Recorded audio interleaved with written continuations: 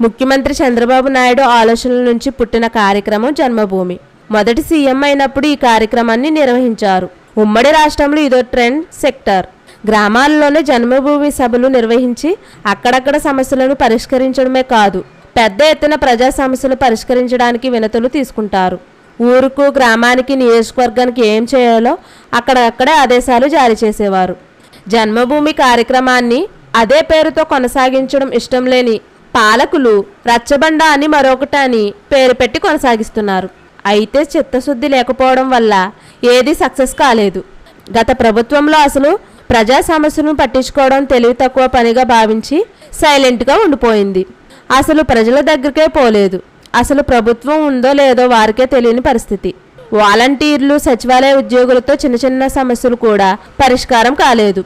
వారి వల్ల ప్రజలు మరిన్ని ఇబ్బందులకు గురయ్యారు. ప్రజలకు ప్రభుత్వానికి మధ్య లింక్ గత ప్రభుత్వం వల్ల తెగిపోయిందని చంద్రబాబు క్లారిటీ రావడంతో మళ్లీ దిద్దుబాటు చర్యలు ప్రారంభించారు. అధికారం చేపట్టగానే జన్మభూమి కార్యక్రమానికి రూపకల్పన చేశారు.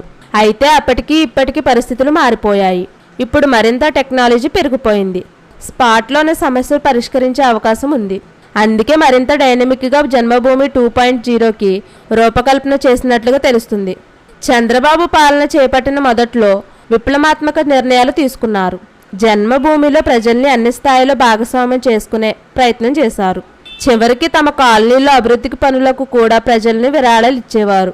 రోడ్డు కావాలంటే 30% ప్రజలు చందాలు వేసుకునేవారు. మిగతా 70% రాష్ట్ర ప్రభుత్వం విడుదల చేసేది. అలాగే శ్రమదానం వంటివి కూడా. ఇవన్నీ రాష్ట్రంలో పాలనలో ప్రజా భాగస్వామ్యం పెరిగినట్లు చేశాయి. మరోసారి అలాంటి ప్రజా భాగస్వామ్యం పాలన తీరుకు రావాలని చంద్రబాబు ప్రయత్నిస్తున్నారు.